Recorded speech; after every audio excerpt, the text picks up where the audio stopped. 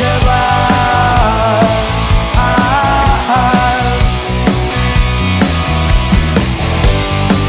Un ángel me va a cuidar.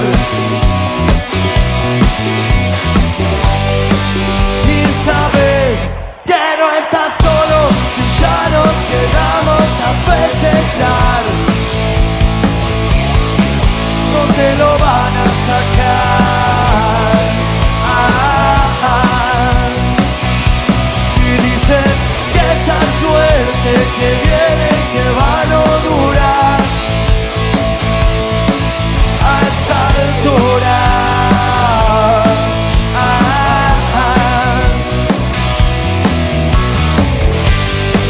Un ángel me va a cuidar. Y sabes, y sabes, y sabes.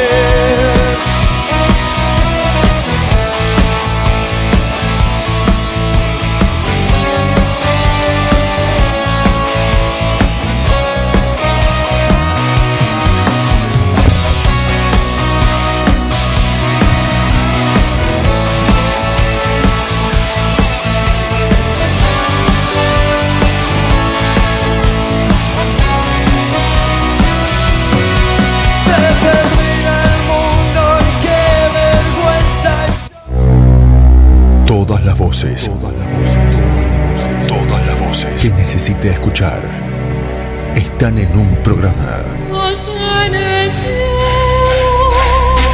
Están en un programa. A partir de ahora, noticias, info, data, actualidad y todo lo que usted necesita saber. Esto es La Voz Federal, la voz del interior de la República Argentina. Bienvenidos.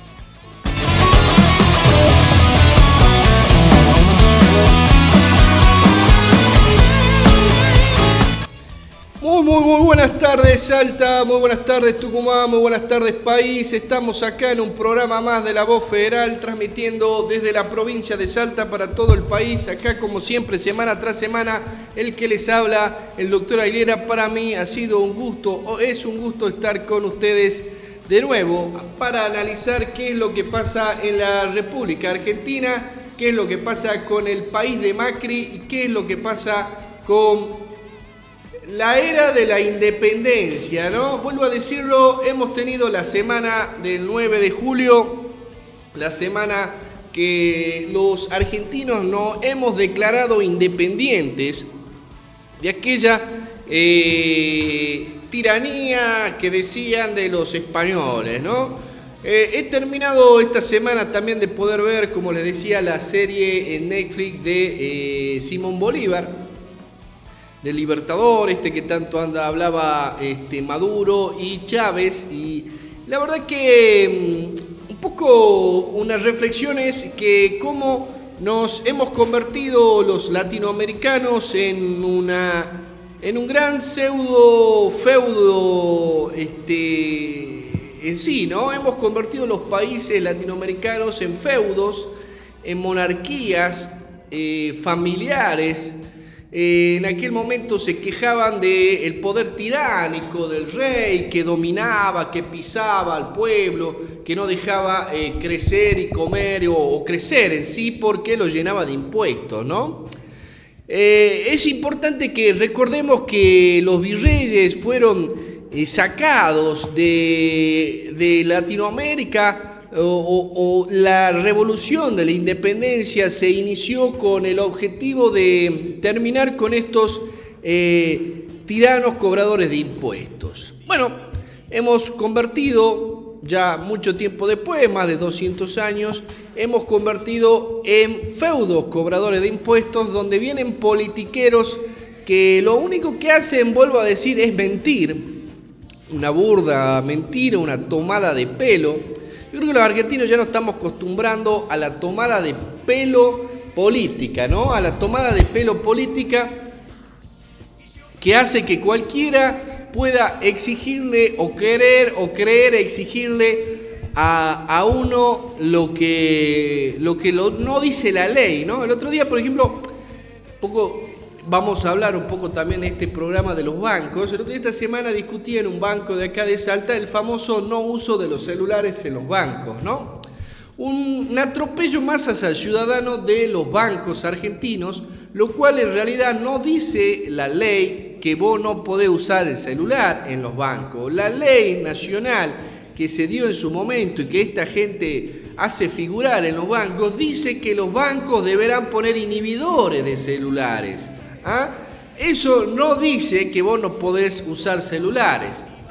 Sí, el Banco Central se le ocurrió hacer una supuesta reglamentación de supuestamente legitimar a las empresas a retenerte el celular. Bueno, una violación de la propiedad privada, por supuesto, por estas empresas, por una reglamentación del Banco Central que no puede contradecir la ley. La ley no dice que pueden retener los celulares y que no se puede usar el celular. Dice que los bancos deberán poner inhibidores de celulares, de las señales del celular. Por lo tanto, señores, es una absoluta mentira que viene a la reflexión de cómo acá cualquier gil le miente al ciudadano que puede hacer lo que quiere. El Banco Central cree poder dictar reglamentaciones que van más allá de la ley, es decir, más allá de lo que diga un poder legislativo, ridículo, pero es así. Eso es lo mismo que pasaba en la independencia o hace 200 años. Virreyes que venían y hacían decir que el rey dijo lo que no dijo y por lo tanto los habitantes de Latinoamérica tenían que cumplir lo que se le cantaba la gana al virrey de turno, ¿no? O a los oradores que eran también representantes del virrey. Entonces, un poco eso, ¿no? Y trayéndolo a Macri, es un tipo que te dice que él dijo lo que no dijo, pero que dijo una cosa y que vos entendiste mal, ¿no? Que vos entendiste mal que él no venía a sacar impuestos, él venía a acomodar este país para que crezcamos, es decir, para generar las bases de esto que sería un gran imperio, revolución, en no sé quién sabe, 10 años, 20, 30 años, las bases, ¿no? Yo, y lo llevo tiempo diciendo, estoy convencido que está generando las bases de un país de esclavos. Y se ve también muy llamativamente en la serie de Simón Bolívar cómo se los trataba a los esclavos, prácticamente, vuelvo a decirlo, como animales, ¿no? Y estamos viendo cómo los jubilados acá en la Argentina son tratados como animales, que solo lo único que pueden hacer es cobrar sueldos miserables para tratar de sobrevivir y llegar a fin de mes para pagar la luz, el agua y el gas, y después, por supuesto, ir a endeudarse con crédito para pagar la luz, el agua y el gas, y a su vez, papel, si puede, compra un paquete de arroz y de fideo para comer todo el mes, fideo y arroz, ni hablar de la carne y eso. Entonces, es eso lo que nos han convertido, lo que el señor Mauricio Macri concibe como país. Bueno, ni siquiera concibe, porque este tipo, vuelvo a decirlo, va para cualquier lado que le digan sus asesores. Esto es como el capitán de un buque. El capitán de un avión tiene que saber manejar un avión. Si no viene la azafata o viene el comandante de a bordo, le dice anda para la izquierda, anda para la derecha, anda para la izquierda, anda para la derecha, y el tipo va para todos lados sin entender qué carajo está haciendo. Bueno, un poco eso es lo que estamos viendo con Macri. El tipo que va para la derecha, que va para la izquierda, que hace una medida populista porque suena bonito, después le quitan, te pone impuestos, después te lo saca, después te lo sube, te lo baja, después no te lo baja, pero ya quedó arriba, que el tipo deja subir el dólar, después lo baja, como ya subieron todos los impuestos, todo listo, ya no baja nada, porque eso es la Argentina. El dólar sube, tenemos una sensación de que el dólar baja, ¿por qué? Para engañarlo al pueblo argentino. Se endeuda con el FMI, se endeuda con el Banco Interamericano, con el Banco Mundial, se endeuda con todo el mundo, con tal, no paga él. Un tipo que te manda a pagar impuestos, pero él nunca pagó impuestos, igual que su padre. Una cosa ridícula, un tipo que debe casi 60 millones de impuestos y el tipo que no lo paga, pero él te manda la FIPA, renta, todo, a pagarte impuestos. Bueno, esa es la gente que nos gobierna, eso es lo que somos los argentinos y es eso en el país que venimos a hablar. Bueno, amigos, la verdad es que le deseo una feliz, o yo lo llamaría triste día de la independencia, no sé si decirlo así, ¿no? Porque no sé si es feliz o no. Fíjese que la Argentina se declaró la independencia el 9 de julio en la provincia de San Miguel de Tucumán. Hoy por hoy todos sabemos que San Miguel de Tucumán lo tiene como gobernador a Mansur, el tipo que llegó robando una elección por un acto de delincuencia, manipulando los votos. Una elección ha sido declarada nula por la justicia de Tucumán. Entonces, Tucumán también es conocida como la provincia de lo mayor índice de corrupción de la Argentina, porque todos sus gobernantes, la verdad que de transparente no han tenido nada. Fíjense que ese es el fenómeno de donde se declaró la independencia de la República Argentina, es decir, en la provincia más corrupta de la República Argentina. Eso es lo que somos, o el fenómeno, o si se quiere la moraleja, que somos los argentinos, ¿no? Un país donde se declaró la independencia, en vez de ser el ejemplo de un país, es el ejemplo de la corrupción argentina. Entonces, eso es lo que somos, y eso tenemos que pensarlo entre radicales, peronistas, pseudo-pro, izquierda, marxista, neoliberales, liberal y no sé qué historia más hay en este país.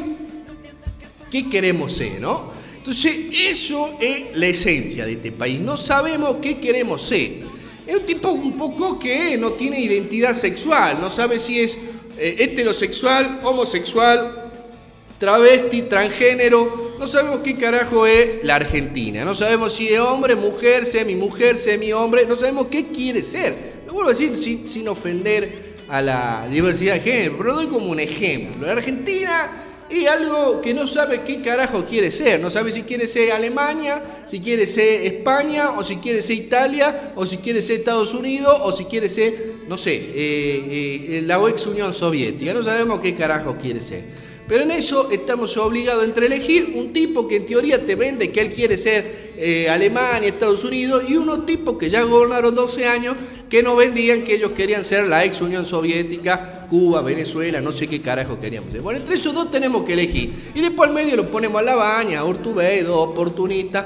Bueno, Labaña me parece la campaña de un abuelo, ¿no? Labaña es muy gracioso verlo porque parece un abuelo que está dirigiendo una campaña presidencial que no sé si va, la verdad, para elegir un centro de jubilado o para dirigir la República Argentina. Incluso lo ve junto a Juan Manuel Urtubey, que es uno de los candidatos gobernadores más jóvenes que tiene la Argentina, que parece el abuelo y el nietito haciendo campaña, ¿no? Una joda, pero eso es la Argentina, no es que es un chiste. Es el abuelo y el nieto que salieron de campaña para ver también decir la mentira de la mitad de la mentira, ¿no? Porque usted está viendo Juan Manuel Urtubey, un tipo gran kirchnerista durante 12 años, Labaña, funcionario del kirchnerismo, hablando mal del kirchnerismo, diciendo que si vuelven son la peor peste, son unos delincuentes, que igual también habla mal de Macri también, y han estado junto con Macri. Entonces, esto, vuelvo a decir, es un disparate, parece un chiste, pero es la política argentina. Bueno, vamos a contactarnos con Gabriel y hacer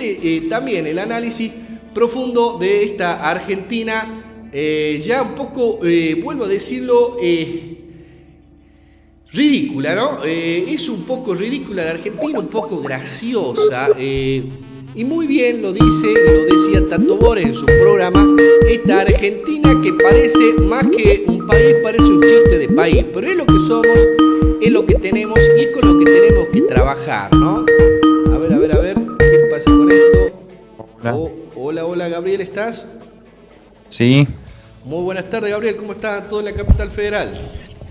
¿Qué tal? ¿Cómo estás, Sergio? Buenas tardes. Todo bien acá en Capital Federal, terminando otra semana, así que estaba ahí atento a lo que venías comentando en el arranque del programa, en la editorial, así que todo tranquilo acá en Buenos Aires. Allá en Salta y vi las imágenes, un día lindo, ¿no? Espectacular. Sí, está un poquito nubladito, hubo sol también estos días, hoy tuvo un poquito semifresco, los días anteriores hubo sol.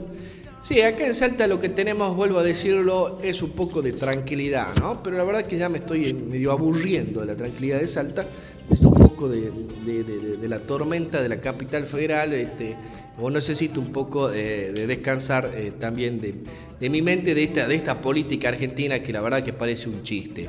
Gabriel, hemos estado en la semana del 9 de julio, de la famosa independencia argentina de los tiránicos españoles que nos gobernaban. ¿Cómo la viste vos a los festejos de la independencia? Contame, ¿cómo lo viste? Muy preocupado, ¿no? Acá se hizo mucho hincapié en algunas actitudes del gobierno, en algunas formas que tiene este gobierno de mostrarse, donde bueno, hubo un desfile militar y en el momento del desfile donde pasaban los veteranos de la guerra de Malvinas, apareció Aldo Rico en silla de ruedas, que ya lo había hecho en los desfiles anteriores. Entonces ahí se armó una polémica que después vino de la mano con lo que comentó el ministro de Defensa Oscar Aguad, diciendo que el levantamiento cara pintada de finales de los 80, que lo recordamos, fue un alzamiento militar que puso en jaque al gobierno del entonces presidente Raúl Alfonsín, lo minimizó, lo trató como que era algo chiquito y bueno, y en ese contexto se celebró, o por lo menos acá en la opinión pública se dirigió en ese sentido, lo cual no es poco, ¿no? Porque uno con los defectos y las virtudes que se puedan achacar, que se pueda criticar, con lo que se pueda halagar, rescatar, tenemos una democracia, eso no se niega, y desde el lugar cada uno, vos recién hablabas de que hay un fin común, de la gente de derecha, de izquierda, si es marxista, si es liberal. Bueno, creo que todos estamos de acuerdo en que lo primordial, lo esencial es la democracia, porque no solamente es poder elegir a nuestros representantes, porque muchos se quedan con esa parte de la democracia, sino que la democracia implica el sustento para una forma liberal en el sentido de las libertades, no liberal en el sentido estrictamente político del liberal o conservador, sino que es una defensa de es un sustento para la defensa de las libertades individuales y colectivas. Vivimos en un hay un estado de derecho que garantiza, en fin, ¿no? Todo eso está refrendado en la Constitución Nacional, que lamentablemente muchos la pasan por encima, y lo que dejó estos festejos del 9 de julio, esa sensación rara, ¿no? Que todo lo que toca al gobierno, todo lo que toca a Macri, todo lo que rodea a Cambiemos es raro, porque obviamente uno después lo termina criticando, porque en definitiva no hace más que profundizar algunas situaciones, profundizar algunas cosas que vienen sucediendo, en especial la parte económica, ¿no? el rumbo económico que ha tomado este gobierno, pero también en lo político, no nota que haya una soberanía, que haya una decisión propia, que sea un gobierno que se caracterice por esa cintura política, o se caracterice por mostrar los dotes de la política, más allá de si después toma decisiones acertadas o no de gobierno. Y lo que deja de conclusión es eso, ¿no? Esa falta de soberanía, esa falta de dirección, como que Argentina está en un limbo que pareciera que da lo mismo si se roba o no se roba, y en el medio, como también decías recién, uno sufre desde pagar impuestos hasta el alto costo de vida, hasta, no sé, problemas de inseguridad, cosas que surgen, y no termina de dar el marco ideal para un festejo del 9 de julio.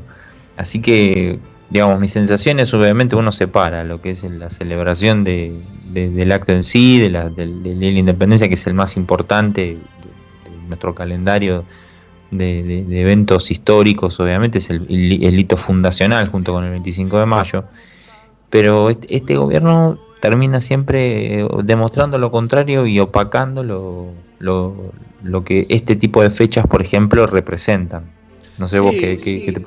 Sí, te digo un poco, este gobierno, vuelvo a decir, representó una gran estafa electoral, una importante estafa electoral. Es un producto de lo que el marketing político puede causar, y a su vez de lo que vuelvo a decir, la ineptitud del capitán puede causar un país, ¿no? Del capitán, vuelvo a decir, que el capitán del buque, del capitán del avión. Acá hay decisiones de fondo que no son tomadas por los ministros de Macri, secretarios, subsecretarios, Hay decisiones que guardan una convicción de lo que es el Estado para Mauricio Macri y quizás también para Marcos Peña. En esta visión, si se quiere, maquiavélica, ¿no? Y lo hemos visto en esta semana con el famoso gente que sufrió la olada de frío, la gente en situación de calle. Entonces, ahí ha estado más claro que nunca, más claro que siempre, o más claro que la historia argentina, el concebir un Estado absolutamente ausente, donde el Estado no le interesa que la gente se esté muriendo en la calle. Y que tuvieron que salir instituciones privadas como clubes de fútbol, ya sea River, Vélez Sarsfield, no sé, a darle un lugar a esta gente que se muere de frío y duerme en la calle del micro y macrocentro de la capital federal. Entonces, quizás en otro país hubiera sido muy lógico, muy normal ver en la televisión que salió la Fuerza Armada a darle un chocolate, ¿qué quiere decir? Un caldo de sopa a esta gente, a ayudarlas, abrió un galpón del ejército, de la policía, de la federal, para darle un lugar. No, eso no se vio. Hubo uno que otro lugar, he visto de unos movimientos ya personal de unos policías de la Policía Federal de la ciudad, que empezaron a dar un chocolate caliente. Pero una cuestión ya más personal de un sector, de una convicción personal de la Fuerza Armada, de la Fuerza de Seguridad. Pero vuelvo a decirlo, o sea, ahí demostramos cuál es la convicción vuelvo a decir, lógica o de concepción del Estado. O sea, a mí no me interesa, vos moriste si querés que moriste, pero yo no tengo el problema y no sos parte de mi Estado, digamos, ¿no? Entonces, eso es la visión maquiavélica, si se quiere, oligarca, que le encanta ahí por a los marxistas, a los zurditos de este país, hablar de oligarquía, cuando lo escuchábamos a Moreno y a todos los kirchneristas hablar de oligarquía.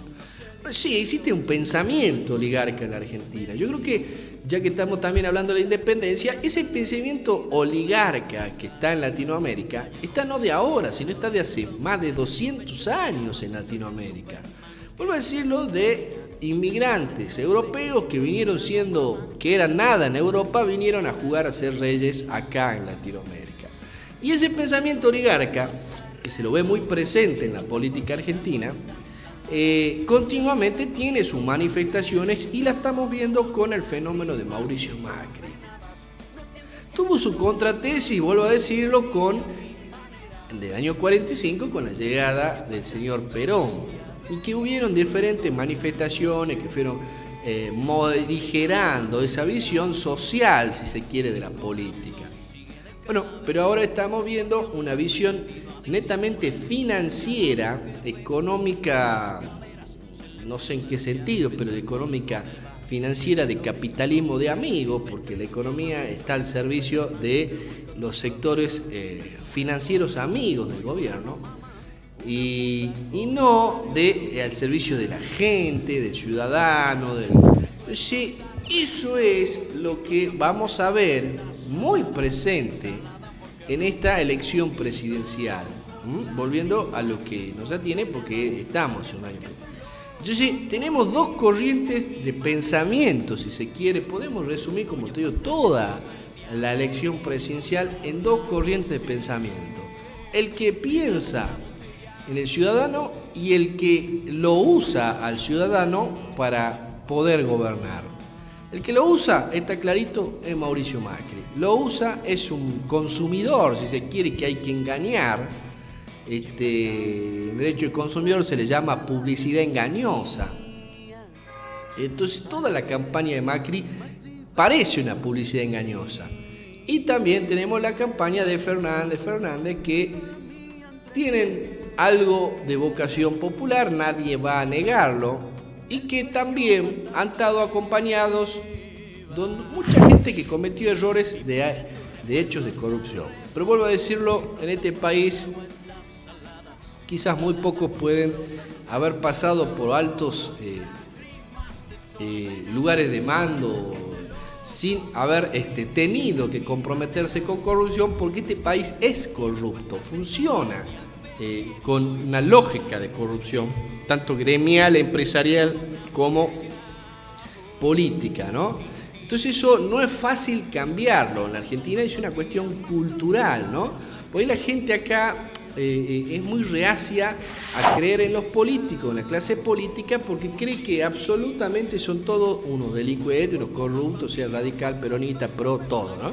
Entonces, y por ahí hablas con gente más grande, de 75, 80 años, dicen, mira, llevo viendo casi más de 7, 8 presidentes en nuestra historia y todos han terminado mintiendo y estafando al país, ¿no? La verdad que ya me voy a morir, me decía sin ver un horizonte, un cambio real de este país. Este país, la verdad que es una cosa, un fenómeno social. Yo creo que la Argentina ya merece ser analizado sociológicamente desde el punto de vista también internacional, porque los otros países crecen, tienen un momento de jaque en su historia, ya sea por los golpes de Estado, por elementos también de guerrilla, todo, o por guerras en sí, que lo hacen cambiar de rumbo. Bueno, la Argentina ha pasado por guerras, por golpes de Estado, por guerrilla, y sigue siendo un país corrupto, digamos, de esencia corrupto.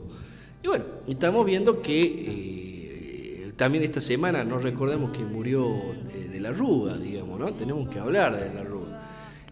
Sí, de la Rúa también, uno ve los videos de la Rúa y Chacho Álvarez cuando asumían, y ve que los tipos hablaban el mismo discurso de Macri, el cambio, la transparencia y que venimos a transformar este país.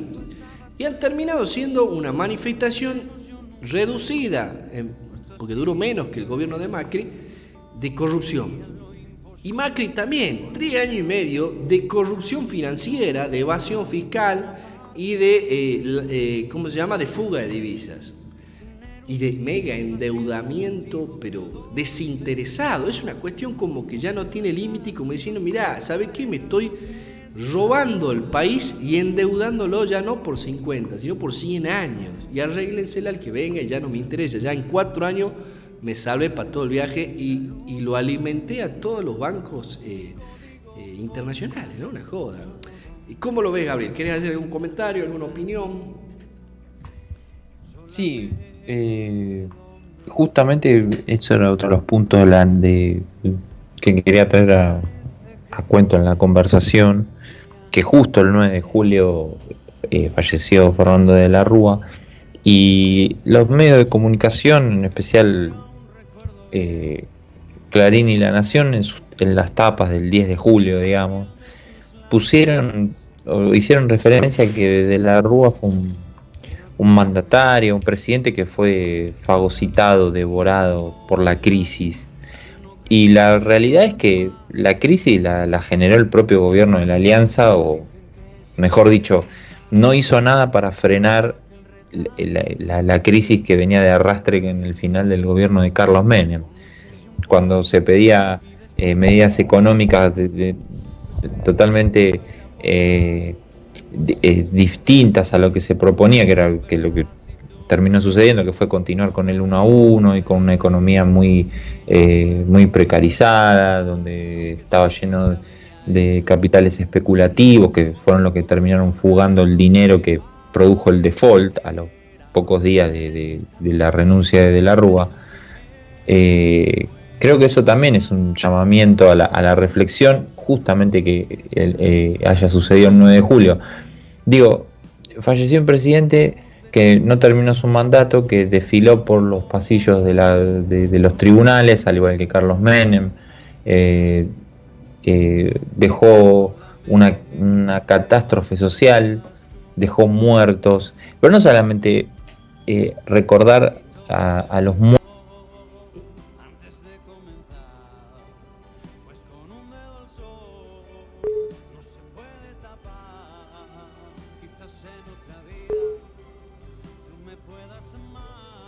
Bueno, acá parece un error de software, se cortó la comunicación con Gabriel, vamos a ver qué ha pasado, a ver si podemos solucionar. A ver, a ver, a ver.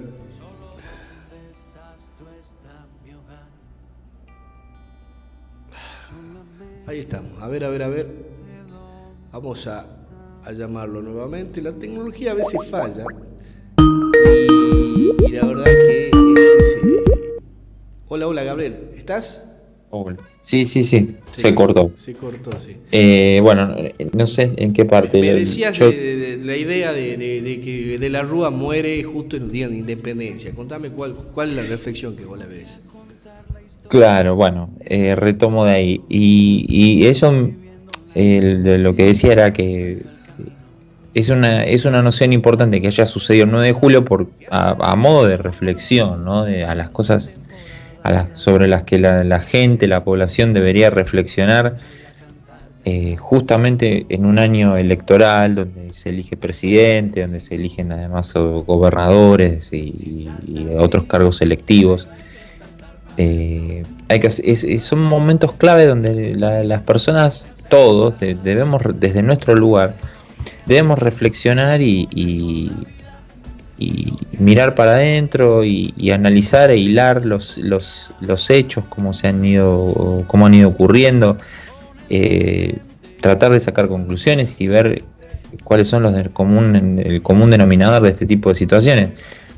Uno no puede dejar de encontrar paralelismos entre el gobierno de la Rúa y el de Macri. Digo, está yendo sin sentido, a un ritmo frenético en la economía, no se sabe a dónde, cada vez se generan más pobres, se genera más marginalidad, la industria nacional está devastada, hay los lazos sociales, digamos, las instituciones medias, como por ejemplo los clubes de barrio, los gremios, la parroquia, las iglesias, etcétera, tienen que salir al rescate del Estado para darle cobijo, abrigo y comida a la gente que vive en la calle. Realidad que es propia de Capital Federal y alrededores, de acá del conurbano, de los grandes partidos del conurbano bonaerense. Pero como bien en la nota que hicimos esta semana con la diputada Emilia Soria, en el interior hay otra realidad, que son chicos con la panza vacía, ¿no? Que no es tan grave, todo es un cuadro grave. No tenemos gente viviendo en la calle, pero tenemos chicos con situación de pobreza y de hambre. Y justamente esto que sucedió con De la Rúa, y recordar lo que fue su gestión de gobierno allá por los 2 años del 99 al 2001, tiene que traer un poco a la cordura y al pensamiento de lo que la ciudadanía quiere y de lo que puede, y de la opción que tiene para elegir. Uno puede estar en contra de Macri, puede estar en contra de Cristina, puede estar en contra de Lavagna o de quien sea, pero hay cosas que son de base. Por ejemplo, si nos damos cuenta que las licitaciones de obra pública siempre terminan en las mismas manos, que son de los empresarios dueños de grandes empresas que fugan dinero del Estado, y lo fugan con Cristina, y lo fugan con Macri, lo fugaron en su momento con Menem de la Rúa. Por ejemplo, otra cosa, ¿qué pasa con las medidas económicas que destruyen la industria nacional? Sí, o pero con hagamos una pausa. Estás diciendo un tema muy importante. Sí. De la industria nacional. Hace poco se festejaba el convenio con Europa, con la Unión Europea. Y vuelvo a decirlo, el convenio con la Unión Europea, el libre cambio absoluto con Estados Unidos, con China en su momento, es un puñal por la espalda, si se quiere, a la industria nacional, un elemento, una bomba económica, si se quiere llamarle, para dar un elemento más sencillo, que termina de enterrar, de lapidar o de matar la industria nacional argentina, ¿no? Entonces, y que, vuelvo a decir, esta gente, porque la industria no viene reclamando de ahora, es decir, la industria argentina ha venido sobreviviendo estos 3 años de Macri y cada vez quedan menos, ¿no? Entonces, y en vez del gobierno tomar alguna medida paliativa para sobrevivir o para que la industria sobreviva al gobierno de Macri, toma medidas como esta, que algunos creen que suena bonito el libre cambio con Europa, pero lamentablemente aquel que realmente, vuelvo a decir, entiende de economía, porque en este país, vuelvo a decir, los economistas dejan mucho que desear de la Argentina, y vuelvo a decir, es una gran falencia de las universidades de ciencia económica de este país, que todavía tengamos que discutir cosas como esta en el pleno siglo XXI, pleno año 2019, ¿no? Entonces, si Perón ya lo decía en el año 45 y 50, si ya hace un momento, hace muchos años, países como Estados Unidos crearon su política industrial, digamos, conservando también el empleo, si ahora en estos momentos nada más y menos el supuesto gran liberal que era Donald Trump está tomando medidas conservadoras de la industria nacional de Estados Unidos contra China y toda esa historia, ¿cómo se ocurre o se nos ocurre a los argentinos tomar medidas en contramano a lo que realmente hace el mundo para proteger lo suyo? Y bueno, ese, vuelvo a decirlo, es Macri, un capitán de buque, de avión, de lo que sea, que desconoce principios basales. Yo siempre, viste que cuando llegó Macri, que era uno de los primeros que llegó siendo ingeniero a ser presidente, ha sido muy criticado, y era muy criticado el tema de que la mayoría de los presidentes argentinos han sido abogados, ¿no? Es muy criticado. De que siempre dicen que los abogados somos unos delincuentes, dicen por ahí todo el mundo, son todos estafadores, delincuentes, medio pobres de valores, dicen la gente en sí, ¿no? Bueno, vos fíjate cómo está llegando a la reflexión de que Macri, y no lo digo yo, sino también lo decía el padre de Macri, no estaba en condiciones de ser presidente de la República Argentina en lo más mínimo, ¿no? Acá hay mala praxis de Macri, de Duhovne y de mucha gente del equipo de Mauricio Macri, que esa mala praxis sirvió para hacer negocios, por supuesto, es una mala praxis dolosa, ¿no? No es una mala praxis se llama culposa. Acabó un dolo con el engaño político, de marketing político de Durán Barba para llegar al poder, para favorecer a aquellos que pagaron la llegada al poder, como son las empresas de luz, gas, agua y los bancos privados, para que este gobierno llegue al poder y en teoría rescate sus negocios, ¿no? La industria también lo apoyó Macri y evidentemente le salió mal a la industria.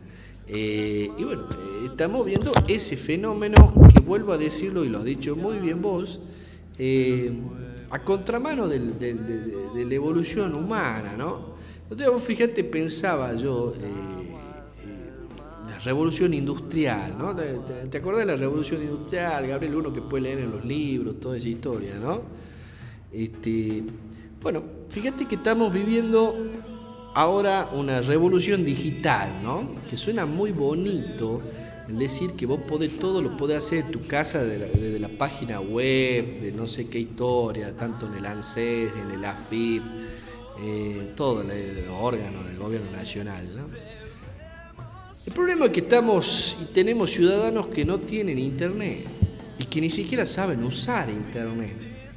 Estamos en la era también de los analfabetos digitales, ¿no? Y va a haber en este país los excluidos digitales del país, digamos, ¿no? Porque ni siquiera te dan opción a los analfabetos digitales que vayan a otro lado o algún elemento de caja persona física. ¿Qué sé yo? Entonces, estamos en un camino peligroso. Decime, cerrame tu idea, Gabriel, ¿cómo venías vos, la que me venías diciendo? Cerrame tu idea, me venías analizando. Gabriel, ¿estás? Sí, sí.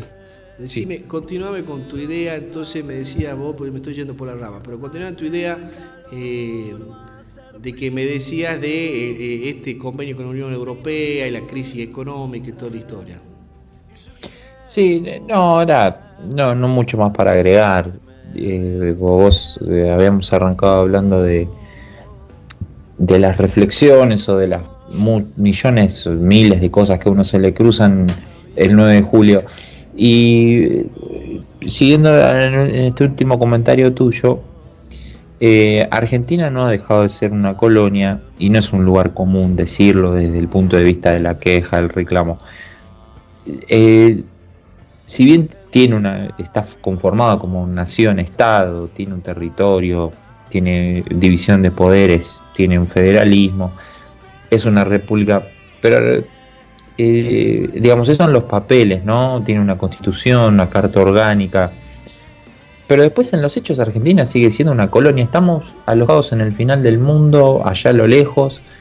Tiene una economía muy básica, rudimentaria, primarizada, básicamente fijada en lo que es el agro, es decir, la agroindustria y cosecha de diferentes, no sé, trigo, soja, maíz, y después, bueno, lo que es el trabajo con la ganadería.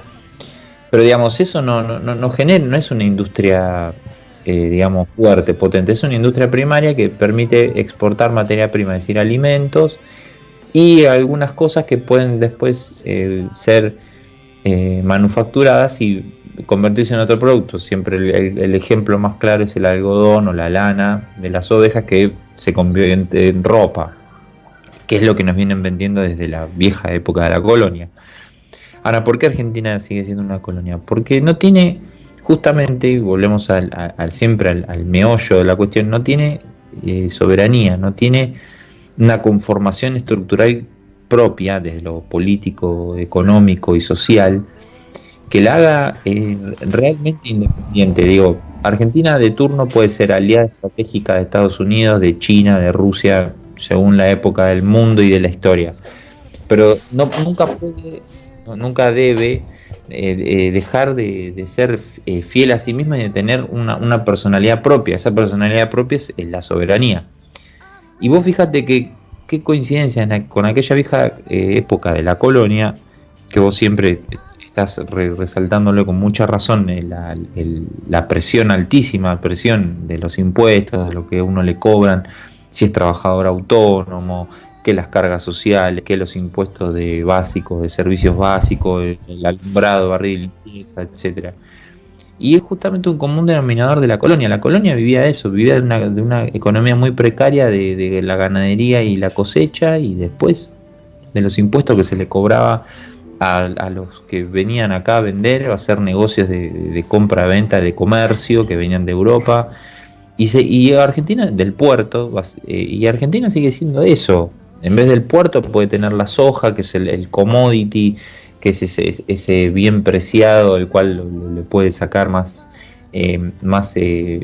rédito, pero tampoco le sirve para sostener una economía. Por eso uno después, cuando se da vuelta, ve que hay vías de trenes abandonados, que hay carreteras destruidas, que hay puertos que están en mal estado, porque todo eso se revaloriza con una economía pujante, en marcha, y con una soberanía como Argentina no la tiene, lamentablemente. Sigue pagando por esos errores. Y mechándolo con la elección presidencial, cuando se elige un líder o se elige un presidente del perfil de Mauricio Macri, es imposible no advertir que su gestión no va a ir en el sentido de hacer lo posible para que esa economía, las economías regionales y la economía, digamos, nacional, en primer nivel, la macroeconomía, mejoren, que haya consumo, que ese consumo impulse la creación de industria textil, industria de metalúrgica, siderúrgica, ¿no? O sea, claramente un presidente como Macri no lo va a hacer. Hagamos una pausa. Esperemos, sí, porque vos decís muy claramente, esperemos que en esta campaña se entienda de una vez por todas que Macri no va a hacer eso, ¿no? Y que no se dejen engañar. Vuelvo a decirlo, claro, eso es lo importante. El sector industrial argentino, ni siquiera industrial, pyme, micropyme, kiosco y hasta panadería o farmacia, digamos, ¿no? No se dejen engañar de nuevo con esta gente, ¿no? No sé si te lo había comentado el programa pasado, charlaba con un dueño de farmacia, o ex dueño de farmacia, que quedaba cerca de donde quedaba mi estudio jurídico hasta hace 2 años.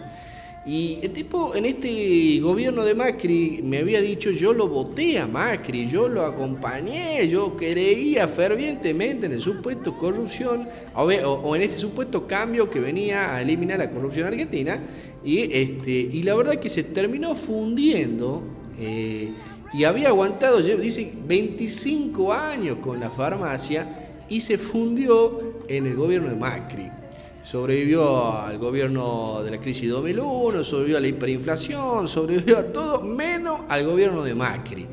Entonces, sí, vuelvo a decirlo, entonces es importante que el comerciante, el pyme, la industria, el dueño del kiosquito, entienda de una vez por todas que esta clase de gobierno tan extremista de sálvese quien puede, no le sirve a nadie, ¿no? No le sirve ni al pobre ciudadano, ni al clase media que cree tener una empresa, ni al millonario que tiene una industria, porque se terminan fundiendo. Entonces, eso es, y quiero que ahora nos adentremos, Gabriel, en el tema de los spots de campaña. No sé si los viste a estos nuevos spots que están saliendo, tanto los de Fernández como los de Macri, ¿no?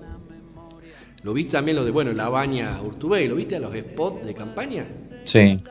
Pero viste cómo vuelvo a decir, yo por un lado pongo los spots de Macri y digo, la pucha que hay que tener valentía para volver a tratar de engañar, ¿no?, burdamente a la sociedad argentina, de que estamos sentando las bases, y se basa la campaña de Macri o su spot, se basan en esto que vos también has dicho, en las obras de ahí del Paseo del Bajo, en la obra que hicimos 2 o 3 vías de trenes, pusimos 2 o 3 trenes nuevos, hemos puesto la estación de Retiro, la hemos pintado, la hemos puesto bonita, como si la gente comiera de eso, ¿no? Vuelvo a decir, acá el argentino, yo creo que va a decidir o cómo, o uso el asfalto que dice Macri que tengo nuevo, o uso el Paseo del Bajo. Ahora, Sergio, sí. Te hago una pausa ahí, ahora que vos nombraste lo del Paseo del Bajo. Vos fíjate que esas son obras, y el gobierno de Macri parece que, a pesar de que se hizo cargo del país, sigue pensando en la capital federal, porque la mayoría de las obras que se inauguraron y con las cuales él hace una laraca, una ceremonia, saca la foto, hace como una especie de mini cadena nacional para refrendar, pasar facturas, sí, esto es real, y toca el pavimento, pero esto es capital federal, y eso tiene que llamar a que el resto de los 23 distritos del país vean, a ver, ¿qué hizo este gobierno, esta gestión en estos 4 años por el país? Y la verdad que no, sí, inauguró un paseo del Bajo, un paseo de camiones del puerto de Buenos Aires, pero digamos, ¿en qué lo beneficia a alguien que vive en un puerto de la Patagonia, por ejemplo? No sé, otras obras de infraestructura del tren acá en Buenos Aires, y la gente en Tucumán dice, pero acá el tren el tren que llega, la verdad que llega a destiempo, está descuidado, no funciona bien.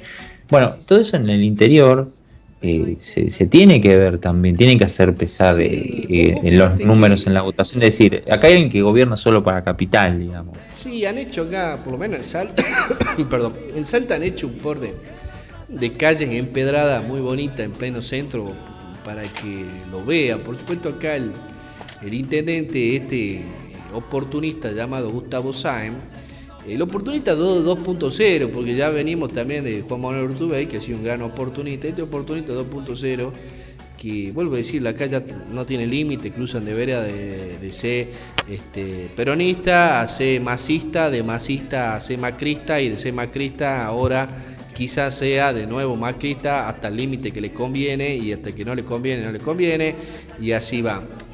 Se basó, vuelvo a decir, en hacer un par de obras acá en microcentro de empedrado muy bonito para que lo vean los turistas, y hacer también lo que yo le llamo el romper un cuadro de la calle que está bien, para que lo vean, que está haciendo, y después hace demorar el arreglo del cuadro 3 o 4 meses y lo manda a tapar, y ya lo han visto, o cree que la gente lo ha visto, que está haciendo en teoría una obra. Obra, vuelvo a decirle, al límite de la ridiculez, en el sentido que se usa presupuesto municipal para hacer obras de lugares que no necesitaban, ¿no? Y acá es importante que la gente sepa que el gobernar es hacer cosas que se necesitan a la sociedad. Vuelvo a decir, vos que vivís en Capital Federal, en teoría tendrías que usar y gozar de las obras de Macri. Yo creo que, no sé si a vos te ha cambiado la vida el Paseo del Bajo. No, No te cambió o sea, nada. no. A ver, vamos a hacer una aclaración. El Paseo del Bajo es una obra que lo que hace es conectar el norte de la ciudad de Buenos Aires con el sur, a través de lo que sería, o en paralelo, en la misma traza que hace la Avenida Libertador. La Avenida Libertador, para los que no conocen, bueno, es la avenida central que bordea, digamos, el Río de la Plata, que va en el sentido norte y sur. Entonces uno puede conectar el acceso norte, con lo cual uno agarra la ruta después la Panamericana y ya puede ir hacia Córdoba, Santa Fe, Tucumán, La Rioja, etcétera, con la zona sur, donde se empalma con la autopista Buenos Aires-La Plata, por ejemplo, o las rutas que van hacia el sur, la ruta 3, la ruta 11, la ruta 2, hacia la costa atlántica y demás. Ahora, lo único que sirve esa obra, si vamos puntualmente a esa obra, que evidentemente para Macri es su pirámide de Keops, es su obra, es su coliseo romano, digamos, porque es la obra de su gestión, por lo que él demuestra. Su centro cultural Néstor Kirchner, claro, es un ejemplo. Digamos. Exactamente. Para lo único que ha servido esa obra es para sacar camiones de carga, de transporte de carga, de granos, de animales, etcétera, o de diferentes mercancías, diferentes mercancías que van desde el puerto hacia distintas zonas de Capital y del conurbano a transportar esos bienes, de lo que sea, sacarlos de la calle o de avenidas de circulación de donde hay autos particulares y darles como un camino o una autopista propia, sí, que es ese Paseo del Bajo. Yo lo veo como... Ahora, otro beneficio, más que sacar varios camiones de la traza de tránsito público donde uno va con el auto o el taxi o el colectivo, otro beneficio realmente no tiene. No se le ve, o sea, sirve, es verdad, la ciudad de Buenos Aires está detonada, está desbordada de tráfico, de tránsito, pero tampoco es una solución, como te decía antes, que por ejemplo el tipo que está mirando en La Pampa, en San Juan, en Mendoza, en Salta, en Misiones, no va a ser que la mercadería que llega o entra por el puerto de Buenos Aires llegue antes. No le va a traer más cantidad de trabajo a aquel changarín que labura de sol a sol. La verdad que no cambia nada. Sí, por eso vuelvo a decir, o sea, no te cambia nada radical. El PRO, por ejemplo, radical en la vida, digo, en la calidad de vida, digamos. El PRO tiene digamos, la particularidad de haberlo visto también cuando he vivido allá y cuando uno viaja también, es que le gusta gobernar para los detalles, ¿no? Yo lo comparo como cuando vos, haces arreglo en tu casa, ¿no? Por ahí tenés que hacer arreglos muy importantes y vos te concentrás en los detalles que quedan muy bonitos. Es decir, poner un lindo cuadro que quede hermoso, muy pintudo ahí. Hacer, pintar una pared muy bonita o poner, unos cuadros y vuelvo a decir, detalles. Entonces uno va en Capital Federal y va viendo cómo la Reta hizo muy buenas las paradas de los colectivos, muy bonitas, pintaditas, en todos estos años con Macri también. Han hecho, un par de paseos, un par de plazas muy bonitas, pero lo social, es decir, lo esencial, lo base, digamos, no le importa a ellos, ¿no? Eso es lo que no se ve, lo que no hace, no es lo bonito, los detalles. Entonces Macri es lo mismo, los detalles, no la esencia, la base, vuelvo a decir, la base de un modelo que concibe una sociedad de excluidos y de que se lograron salvar, ¿no? Entonces la verdad que estamos en esto, vuelvo a decir, en estos spots, volviendo al eje que estamos hablando, que se han convertido por lo menos lo de Macri, en la estafa 2.0. Y por ejemplo, a veces pasamos en el JTV los videos de los spots de la campaña 2015 que había hecho la empresa que le hacía a Daniel Scioli también, en donde ya adelantaba también los spots de Daniel Scioli, que era todo parte de una estrategia de marketing mentirosa, la del PRO. Y vuelvo a decirlo, a mí lo que me llama la reflexión de los argentinos, pero no sé, yo creo que vamos a verlo si realmente somos un pueblo tonto, manipulado, y recaemos de nuevo en el error de creer en esta gente, no yo, pero la mayoría del votante argentino, que pueda hacer algo favorable a la sociedad en los próximos 4 años que quiere gobernar. Entonces, ahí entramos en la reflexión, que bueno, tampoco digamos que estamos en un momento de la historia que la oposición pueda ofrecer o esté ofreciendo algo muy importante que cambie en teoría un paradigma de nuestra historia política. Seguimos de personajes absolutamente oportunistas, vuelvo a decirlo, como Labaña, Urtubey, que parece que los tipos no supieran de dónde han salido, dónde han estado sentados, dónde han estado parados.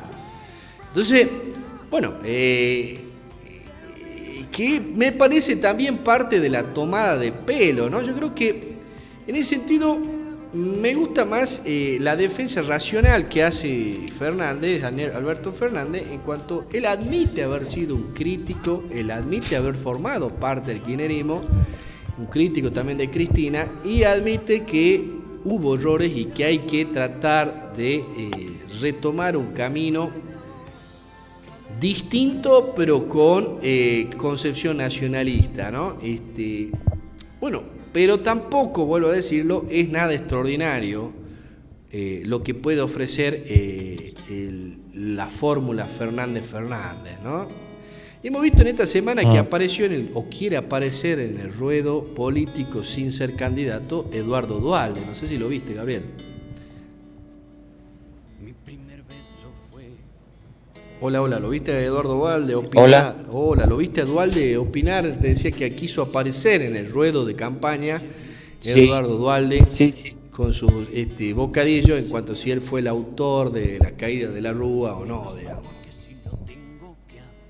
Sí, lo vi y me quedé pensando, porque ahí justo se había entrecortado en el final, pero hay una idea de lo que último que estabas diciendo, que es lo de la tomada de pelo. Me parece interesante, y acá hay diferenciar dos cuestiones. La primera es qué va a elegir la gente, ¿no? Si va a volver a elegir a Macri y pasar otros 4 años a mal, o elegir en este caso a Fernández, que sería el candidato opositor que apunta a pelearle y que tiene otro plan económico, tiene otra propuesta de gobierno. Eso es por un lado, que sería como una reedición del balotaje de 2015, donde uno decía, bueno, elijo a Scioli, no me gusta Scioli, pero tiene un plan de gobierno, una propuesta de gobierno que es mucho más flexible, mucho más permeable, permite sobrevivir a la población y no esta hambriada que está haciendo pasar Macri. Eso por un lado. Pero por el otro lado, y también en consonancia con lo que venía siempre, hablas de lo que es la clase política argentina, es una demostración de lo que realmente es la clase política argentina, porque tener que digamos que los argentinos tengamos como opción elegir entre un tipo como Macri o una tipa o otro tipo como Cristina, también habla, ¿no?, de cuál es el verdadero trabajo de militancia o el trabajo que se hace, no sé, de los cuadros, de lo que tiene que ver con la crisis de los partidos políticos. Digo, no ha salido nada mejor, en mi pregunta, digo, no hay más opciones. Labaña lo intentó, es cierto, se lo comió la grieta, aunque Labaña evidentemente tiene más carisma como economista, pero como político no transmite, no tiene esa virtud que él sí tiene como la ha tenido como ministro de Economía en su gestión. Pero digo, la clase política argentina, lo que ofrece la política argentina, digo, debería dar un poco más, ¿no? Hemos tenido cuadros importantes, hemos tenido estadistas, hemos tenido personas que han hecho mucho, han sido reconocidas internacionalmente, siendo presidentes o simplemente diputados. Digo, uno puede repasar un montón de casos en la historia argentina.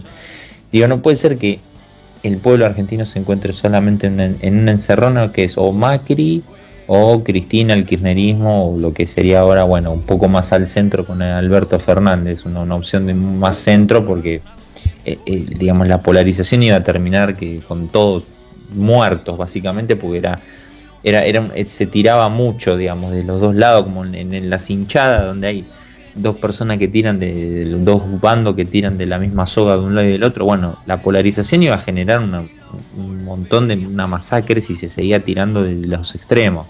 Por eso uno pone a Pichetto y el otro pone a Alberto Fernández.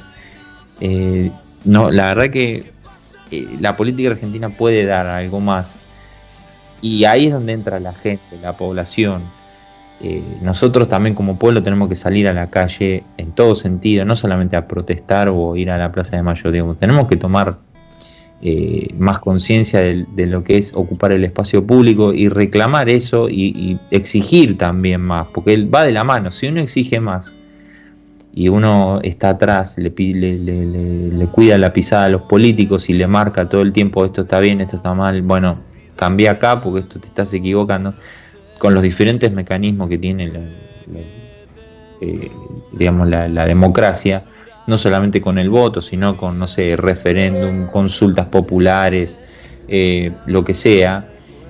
También el político se va a ver en una encerrona de decir, bueno, acá me están presionando la gente que me votó, me está reclamando, yo voy a tener que hacerlo porque voy a tener que ceder esa presión. Y eso no se ve. Sí, y uno siempre espera que sea. Una pausa, el recambio, que no nos vayamos. El recambio generacional, vos lo has dicho. Es complicado en la Argentina el recambio generacional, porque acá en la Argentina, fíjate, aquellos que hablan del marxismo, del troquismo y de esta diferencia que había entre el marxismo y el troquismo, ¿no? Fíjate que el fenómeno del troquismo, que es lo que dice el Partido Obrero que forma parte, que ellos dicen que no son más...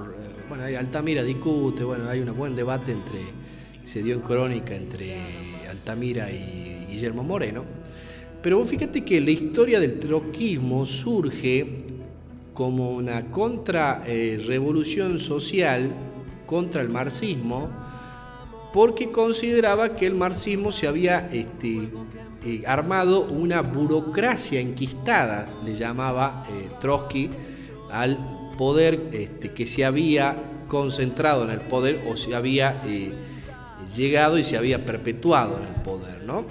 La revolución marxista se entabla, qué sé yo, la revolución del pueblo social, se arma una nueva clase alta gobernante, lo que ellos discutían o llamaban como oligarquía, y se perpetúan en el poder. Bueno, esa burocracia enquistada es lo que estamos viviendo en la Argentina, porque son muchos, esto que vos hablas ya, la falta de recambio generacional, que han venido y han llegado al poder gracias al peronismo en el año 75 hasta acá, 45 hasta acá, perdón, y que se han perpetuado en el poder, y solo están viniendo después los hijos y los sobrinos de aquellos que ya estaban. Entonces, en las provincias, Tucumán, Salta, Córdoba, se ven familias perpetuadas en el poder, ¿no? Perpetuadas en el peronismo, perpetuadas en el radicalismo, perpetuadas, bueno, ahora el PRO es nuevo, pero seguramente irán por la misma versión de burocracia enquistada.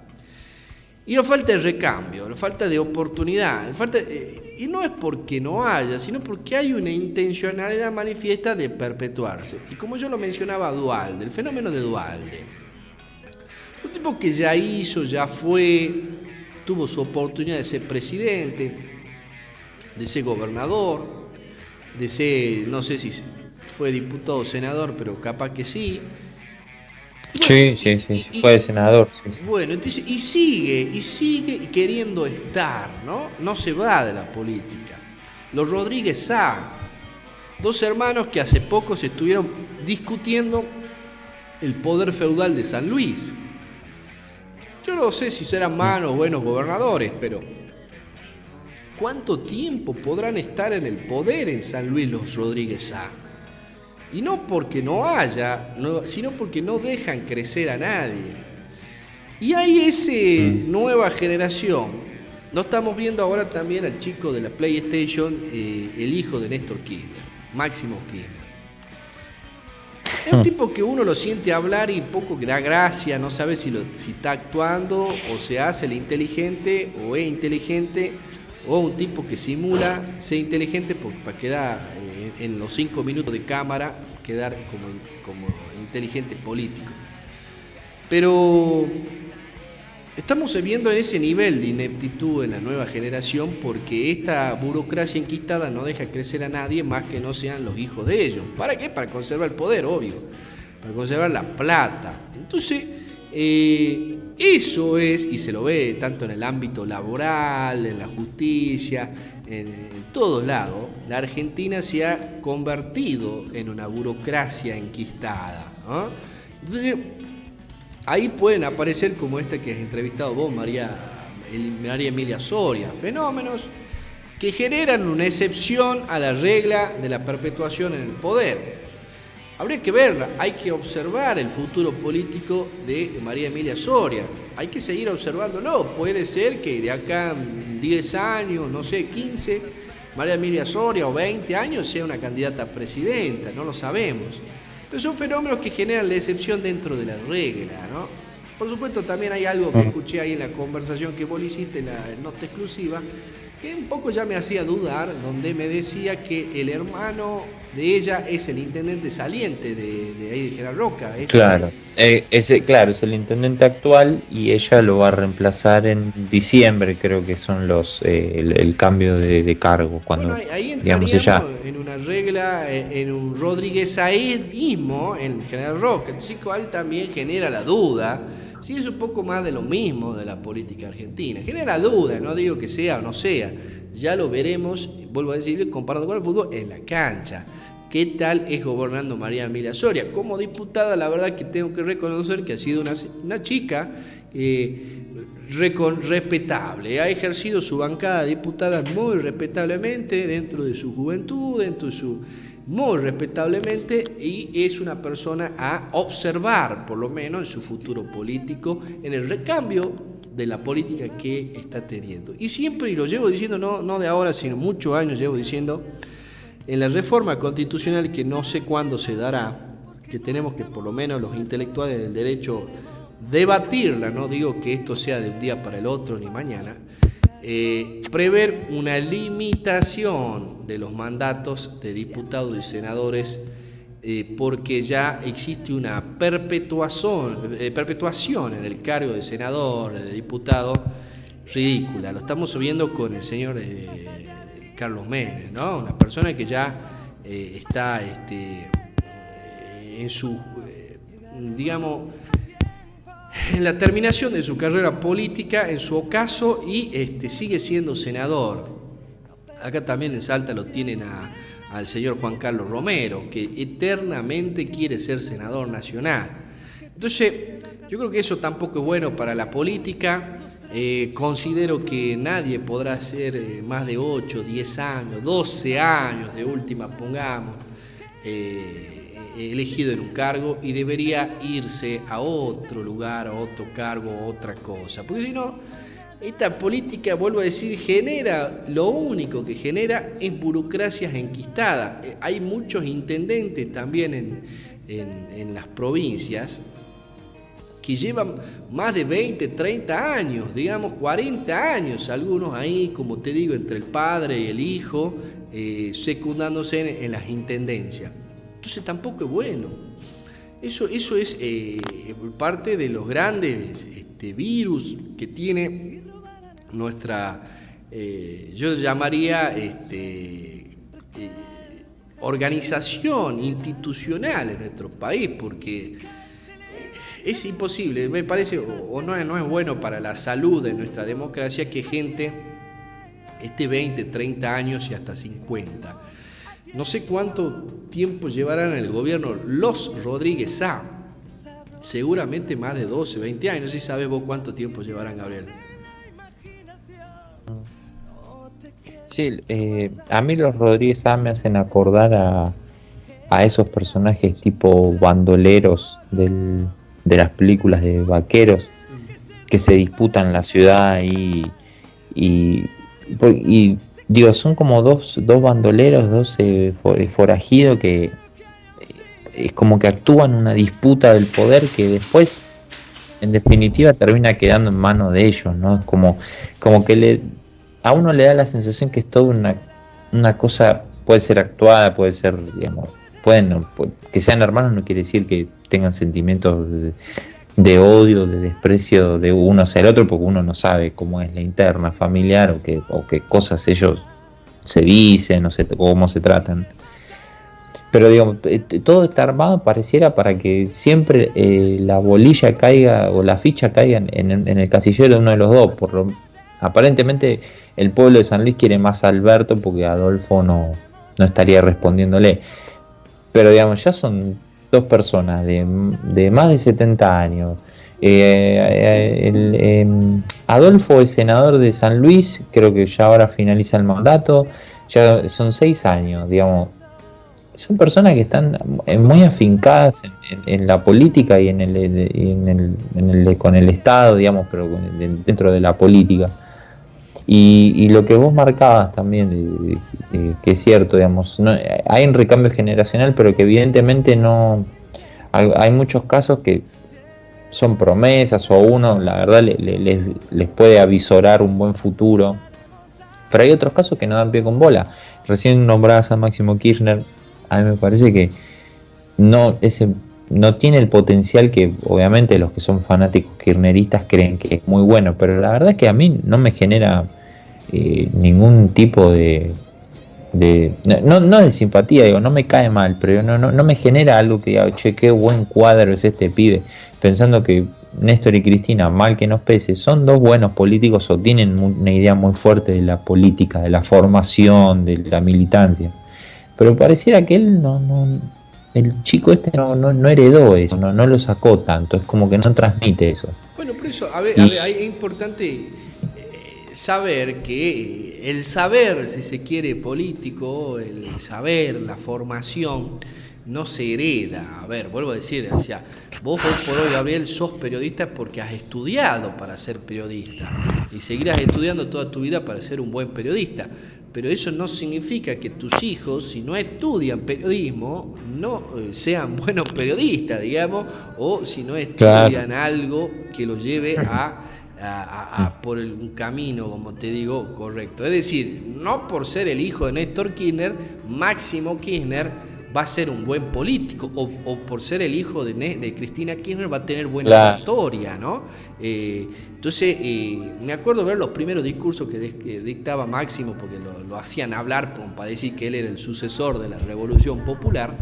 El tipo temblaba la mano, la boca, titubeaba y no sabía un poco más. Se ve que un poco está caucheado a esta altura de las circunstancias, pero no hace a un político porque el saber no se hereda, la formación no se hereda. Máximo Kirchner no es abogado, no sé si terminó el secundario, hizo algún terciario, si hizo algo Máximo Kirchner. Vamos a poner de cuenta pendiente a estudiar qué nivel educativo tiene Máximo Kirchner, ¿no? Ya lo vamos a googlear para los próximos programas para ver qué nivel educativo tiene Máximo Kirchner. ¿Qué nivel de formación tenemos, ¿no? Entonces, yo siempre, y en todos los lo vuelvo a decir, y también cuando hemos hablado de fútbol hace 2 programas, lo decía, y quiero que cerremos este programa hablando de fútbol, porque muchos me han dicho que le ha gustado lo que hemos hablado. Terminó la Copa América, Gabriel. ¿Cómo viste la selección argentina con la famosa Copa América esta? Y la selección argentina es como volvemos a lo mismo, no es como una pequeña muestra de lo que somos como país, una cosa desorganizada.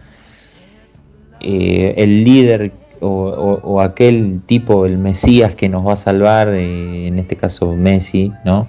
Que sale y declara que él no va a ser cómplice de la corrupción en el medio de fallos arbitrales dudosos como los que hay en tantos partidos, ¿no? Nosotros somos futboleros y habitualmente vemos errores arbitrales muy groseros, pero digo, siempre uno lo relaciona es como una pequeña metáfora, ¿no? La selección argentina, si tenemos semillero, tenemos calidad de jugadores, pero en el conjunto no terminan funcionando. Y eso se dejó ver, fue muy notorio.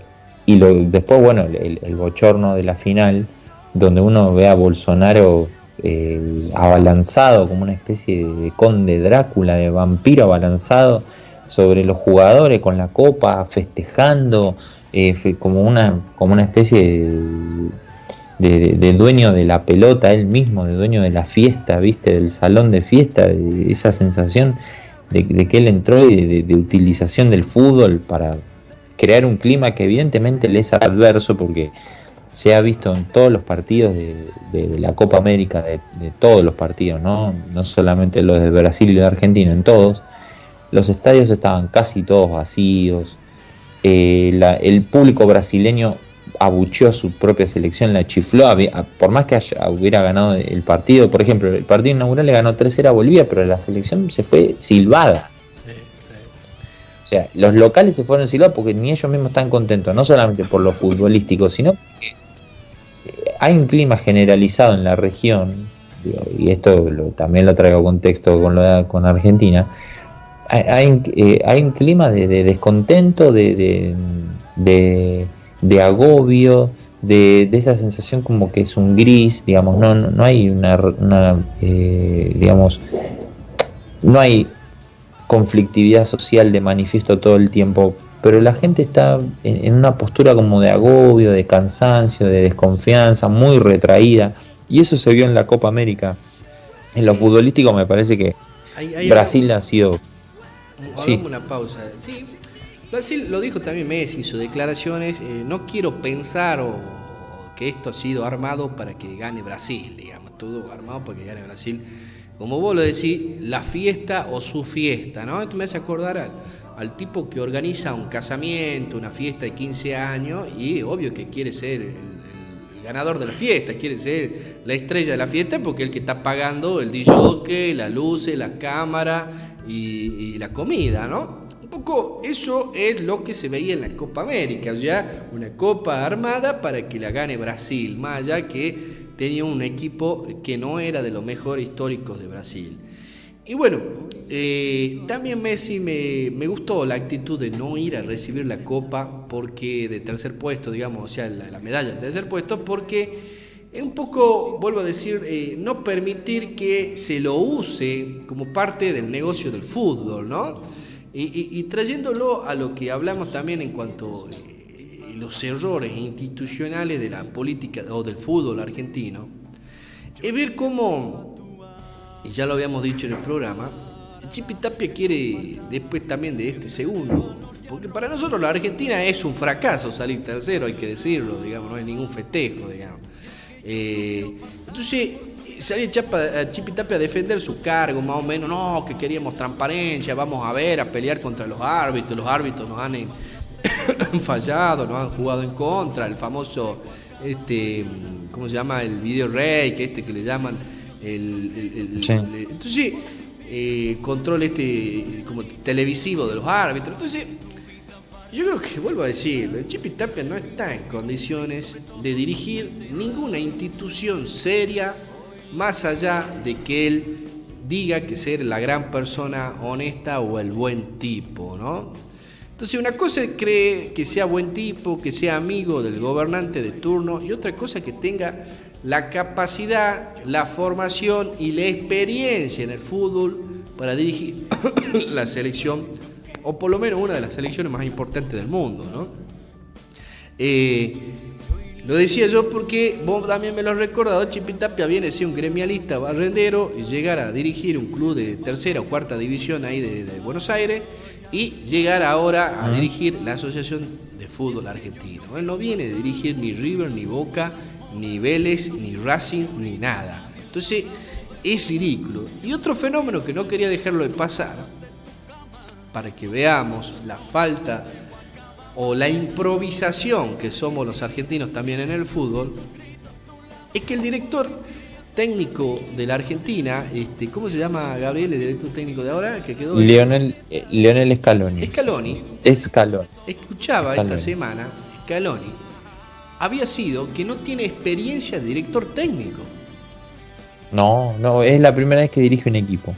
Eso es algo inaudito. Yo no soy un hombre del fútbol, pero escúchenme, si ¿Sí? Fantino habla de política, bueno, yo voy a hablar de fútbol, pero escúchenme, ¿cómo puede ser que una selección, déjame que cierre la idea, una selección que salió 2 veces campeón del mundo, que tiene el jugador quizás más importante del mundo, como Lionel Messi, sea dirigido por una persona que no dirigió ni siquiera un club de fútbol de Nacional B argentino? ¿Cómo la ves vos, Claro, Gabriel? es como si vos que sos abogado, ni bien terminás tu carrera en la Facultad de Derecho, te nombran fiscal federal o fiscal general de la nación y decís, pero este chico no estuvo ni siquiera nunca en un juicio, en un proceso judicial, nada, no pisó un tribunal. Y bueno, es Eso lo sí mismo, pasa en la más o menos. Argentina, lamentablemente, Gabriel, tengo que decirte. Sí, No bueno, conmigo, bueno, pero pasa, entonces por eso te digo que es una metáfora. Sí. Es una cosa de loco. Entonces, ¿cómo Scaloni? Tengo entendido que es porque era ayudante de campo del que estaba antes, ¿cómo se llamaba? ¿Cómo se llama el director que estaba antes de Scaloni, Gabriel? No, él fue, digamos, tuvo una buena carrera de jugador, él no fue un jugador muy conocido, salió campeón como jugador, por ejemplo, con la Sub-20 allá por el año 95, con Riquelme, Aymar y un montón de otros grandes jugadores. Después él hizo una carrera en Europa, jugó en España muchos años. Después no sé si jugó algún año en Italia. Peckerman lo lleva a la selección argentina para el Mundial de Alemania de 2006, que jugó un par de partidos, y después se retiró y lo llamaron para ocupar este cargo primero de entrenador de las juveniles de la selección argentina, es decir, de las sub-15, sub-20, sub-17. Y de repente, como Argentina se encontró acéfalo, Menotti lo elige porque, claro, entendamos una cosa es poner a, no sé, por ejemplo, Marcelo Gallardo o Guillermo Barros Esqueloto o no sé, o algún otro técnico que tiene personalidad, con lo cual al tipo hay que domarlo, no va a ser fácil mandarse las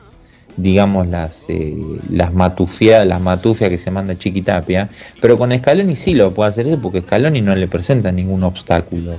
Lo puede sacar y poner como como domable, digamos, parece un tipo dócil, domable. Y vuelvo a decirlo, entonces estamos viendo cómo el fútbol argentino es dirigido por gente que no tiene la capacidad para dirigir, no tiene la experiencia necesaria.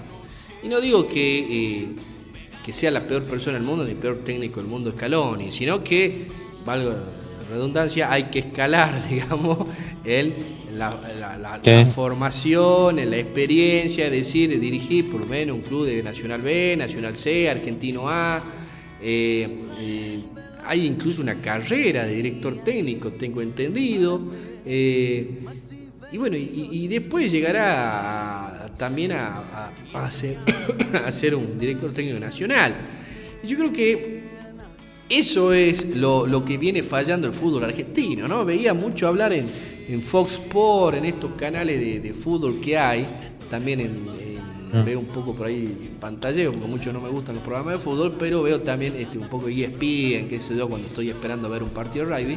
Entonces, pero como esta gente que dice o saber de fútbol, lo único que hacen es conventillar, hablar de fútbol y no hablar realmente, vuelvo a decir, me animaría a preguntarle, yo como político le diría a los periodistas deportivos, le diría, escúchame, poneme una lista de 5 mejores directores técnicos de fútbol argentino o de argentinos que sean directores técnicos, que hayan ejercido la dirección técnica, más allá que sean exjugadores. Poneme una lista, le digo, haceme una lista. Bueno, listo, poneme, que vos me acabas de mencionar a Gallardo.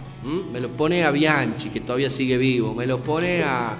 Claro. Decime, nombrame, Gabriel, decime tus 5 directores técnicos que te gusta, que te parece que sean buenos en los tiempos de ahora. Y, por ejemplo, ahora, bueno, Marcelo Gallardo creo que es uno de los mejores porque, digamos, está teniendo muchos éxitos deportivos. El Cholo Simeone, el Cholo Simeone, que es entrenador del Atlético Madrid y tiene experiencia como jugador en la selección argentina porque ha jugado mundiales. Heinze está haciendo un buen trabajo en Vélez, por ejemplo. Este muchacho Becasese, como se pronuncia, como se escribe, que ahora va a estar dirigiendo Independiente, pero hizo una gran campaña con un equipo muy chico como Defensa y Justicia. Y después hay algún técnico más así interesante, ahora me estoy perdiendo el nombre, pero con esos 4, digamos, hay buenos candidatos. Sí, bueno, por eso, ahí estaría la terna como se eligen los jueces, ¿ves? Concurso, una terna, listo. Bueno, ahora viene la terna y el Poder Ejecutivo decide dentro de la terna, dice, bueno, de estos 5, ¿qué opinó la dirección, no sé, el gremio de presidentes, de directores técnicos, el gremio de los árbitros y el gremio de los jugadores de fútbol? Sí. Bueno, a ver, de estos 5 yo elijo uno.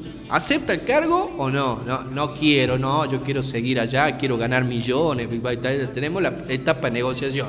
En el tipo dice, no, yo quiero ganar un contrato como ha hecho el que estaba antes pues de Scaloni. ¿Cómo se llamaba, Gabriel? El director técnico. ¿Cómo era? No era Sabela, ¿no? ¿Cómo era? Sabela. Bueno, un contrato millonario que lo único que lo benefició era él, sabía que iba al mundial, ganaba, perdía, ¿qué pasa? Me voy con un contrato millonario con una cláusula de rescisión millonaria. Bueno, ahí entramos en lo que no tampoco debe hacer el Estado argentino, sino pará, hermano, vos vas a ganar, te ofrezco un sueldo de esto, muy bien pagado, ellos acostumbran a hacerlo en dólares, bueno, en dólares. Además, si fuera por mí, la verdad que le diría que no. Acá todos los argentinos cobramos en pesos. Si vos querés venir a la selección, cobra en pesos, ¿me entendés? ¿Te gusta bien o no te gusta? ¿Querés seguir en Europa, jugando en el Real Madrid, dirigiendo, no sé? Bueno, quédate allá, si no te interesa la selección. Pero el sueldo es en pesos y el contrato por 2 años. Si rendís, te lo renuevo por otros 2 años. Cada 4 años son los mundiales, bueno, 2 años rendís, te lo renuevo por otros 2 años. Gana el mundial, te lo renuevo si vos querés. Entonces, eso se está usando mucho, el contrato por productividad, es decir, por X cantidad de partidos jugados, por objetivo logrado, etcétera, se paga. Eso, digamos, también debería ser una variable a la hora de contratar y de pagarle contratar los servicios de un entrenador. Bueno, sí, incluso lo hablan también como, ha visto, como soborno en el fútbol, que pasa a exigirle un resultado. Me acuerdo que lo usaba mucho Ramón Díaz, ¿no? Ramón Díaz le decía a los propios jugadores de River, cuando todavía era director de River, decía, bueno, escúcheme, si ustedes me ganan la Libertadores, le doy una camioneta a cada uno, un auto a cada uno, o sorteamos una camioneta entre ustedes. Sí. Los changuitos jóvenes queriendo ganar, se mataban ganas jugando para ganar la camioneta que le ofrecía Ramón Díaz. Bueno, Ramón Díaz es un nombre que se nos estaba pasando, la verdad que también, todavía no ha sido director técnico de la Selección Nacional Ramón Díaz, o si, no sé, mi memoria, la verdad que, vos sabrás, ¿fue director técnico de la Selección Nacional Ramón Díaz o no? Sí, algún día puede ser, sí. ¿Pero ya fue o no? Sí. No, creo que no fue todavía Ramón Díaz director técnico de la Selección Nacional. No fue él, no. Bianchi tampoco fue, ¿no es cierto? No, Bianchi no. Ramón Díaz dirigió selección de Paraguay, justamente en la Copa América anterior, la de 2015. Él era el técnico de la selección de Paraguay, pero de acá no. Y Bianchi tampoco. La verdad no se entiende, ¿no? Porque también, digamos, han sido tipos que han ganado mucho, han tenido mucho éxito deportivo y nunca tuvieron una oportunidad acá. Sí, sí, por eso te digo, o sea, tenemos exitosos para tirar, directores técnicos exitosos en Argentina tenemos que están ejerciendo en México también, en Chile lo hemos tenido también ¿cómo se llamaba el loco el loco Bielsa, digamos, lo hemos tenido. Sí, es algo que vuelvo a decirlo, bueno, era supuestamente por el gran culpable Grondona, el malevo Grondona, que no dejaba que nadie sea más protagonista que él. Bueno, ahora ya no está Grondona, ya no tenemos la excusa de Grondona, ahora tenemos, no sé, la ineptitud argentina puesta en carne propia porque ponemos tipos, vuelvo a decirlo, que no tienen experiencia para ser director de selección nacional. Entonces ahí es el cambio, bueno, el cambio, me viene el discurso berreta de Macri, bueno, el cambio que no está. Entonces, bueno, veremos si Chipi Tapia, para mí me han comentado también los kirchneristas que tienen pensado sacarlo de su cargo Chipi Tapia si ganan el poder. Esperemos que no nos pongan a un Moyano, ¿no? Porque es peronista, dirigir la selección argentina. No sé qué sabrán los Moyanos, bueno, dirigen Independiente. No sé cómo le va a Independiente desde que está Moyano ahí, Gabriel. ¿Le va bien? ¿Han ganado algo o no? ¿Cómo? Perdón, se entrecortó en la última parte. No Moyano, desde que está en la dirigencia de Independiente, el club Independiente ha crecido, ganado alguna copa. Sí, bueno, se destaca eso, que la verdad, cuando Hugo Moyano y Pablo Moyano, el hijo mayor, porque Hugo Moyano es presidente y Pablo Moyano es uno de los vicepresidentes de Independiente, cuando se hicieron cargo del club, estaba en una situación realmente muy mala desde lo institucional, lo deportivo, la pensión de los juveniles estaba destruida, los campos de entrenamiento, las canchas de entrenamiento estaban también en muy malas condiciones. El equipo de primera era un desastre, bueno, y los tipos lo agarraron, obviamente inyectaron dinero de la mutual de camioneros, no sé qué hicieron, porque la verdad que es plata de ellos, consiguieron inversores, no sé qué hicieron, pero al club lo pusieron de pie, ha logrado ganar 2 copas internacionales, armó un equipo competitivo, digamos, e institucionalmente todos reconocen, hasta las personas que no quieren a Moyano y son hinchas independientes, reconocen que el tipo hizo una buena gestión desde lo institucional, digamos, porque le dio más bola a los juveniles, porque arregló el club por dentro, lo saneó, tiene las finanzas un poco mejor, aunque igual Independiente debe un montón de plata, pero la gestión de él ha sido muy buena en líneas generales. Bueno, ahí lo tenemos, ¿ves? Un ejemplo de aquellos que hablan mal de los Moyanos, ¿no?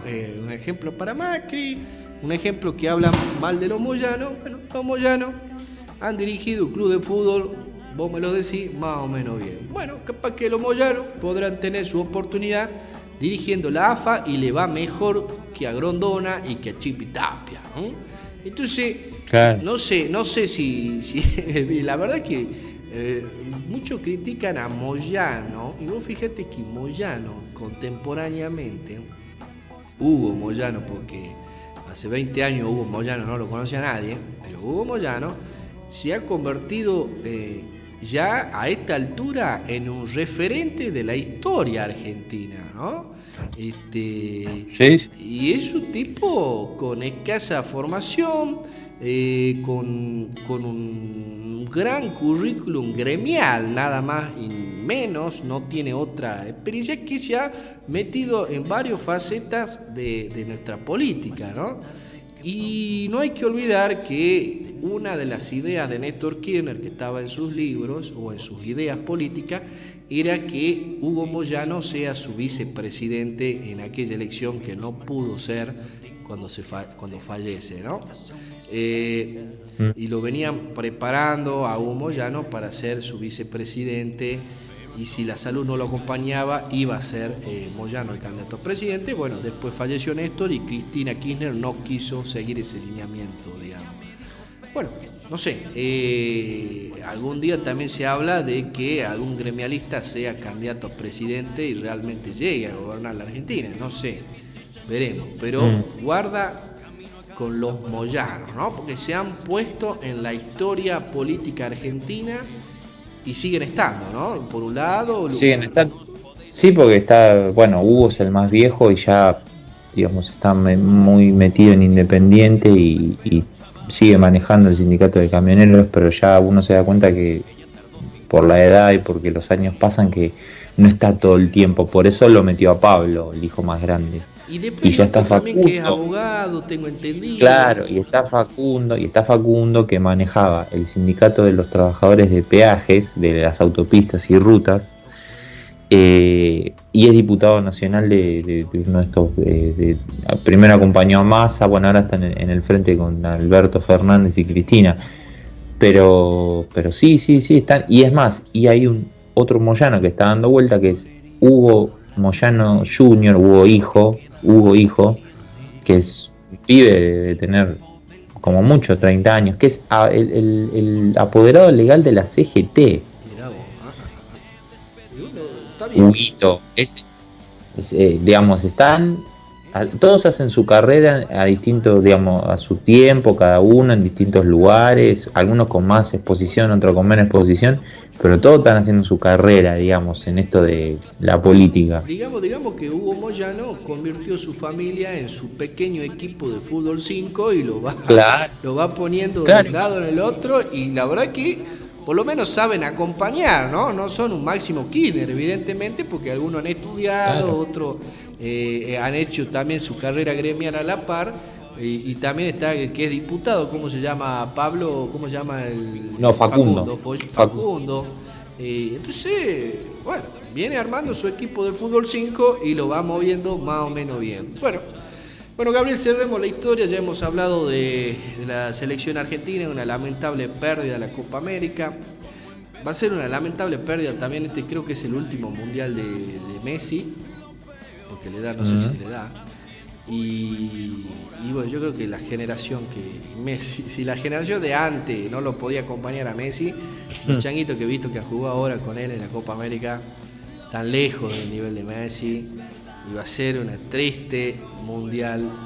Espero que la buena suerte argentina nos acompañe en el próximo mundial de fútbol.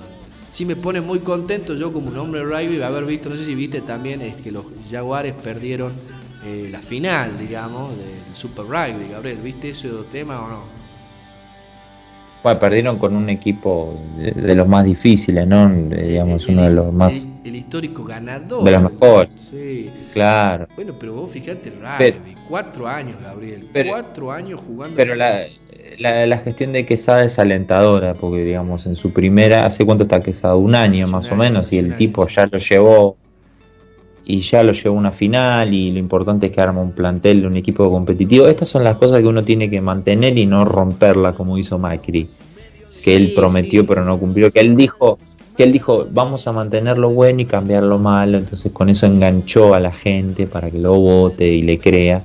Y bueno, para Quesada o un técnico se le pide lo mismo, digamos. Si más o menos encontró un equipo que anda bien, que rinde, bueno, habrá que corregir, no cambiar los jugadores, no vender tantos jugadores para mantener una base.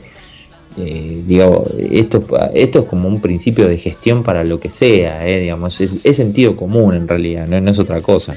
Bueno, pareciera que los argentinos con sentido común solucionamos todo y al final no solucionamos nada, ¿no? Y en otro gobierno termina haciendo más cana de nuevo y volvemos cada 12 años a fundirnos y a tratar de salvarnos del endeudamiento. No, pero quiero cerrar la idea de rugby. La verdad que me parece extraordinario la gestión de los Jaguares, una franquicia que se armó hace 4 años, nada más y menos hace 4 años, para ir a jugar el campeonato más importante que tiene el rugby del mundo, entrando por primera vez al profesionalismo del rugby. Los jugadores de rugby, que aquellos que no sepan de rugby, no cobran los sueldos millonarios que cobran los jugadores de fútbol, que quede bien claro. Los jugadores de rugby, muchos de los jugadores de rugby de los clubes de primera del rugby argentino no cobran nada y tienen que salir a estudiar y a trabajar de lunes a viernes para ir a jugar un partido de rugby el sábado. Y hasta las figuras internacionales del rugby, si las comparás con las figuras del fútbol, ganan, no solamente que ganan mucho menos, sino que la mayor parte de los ingresos de las figuras del rugby a nivel mundial, en especial los All Blacks o los de Australia, los de Sudáfrica, la mayoría de los ingresos son por las publicidades digamos, de la marca deportiva que patrocina o alguna empresa, digamos, tiene más ingresos por eso que por lo que gana en su club como jugador de rugby o lo que su selección le pague.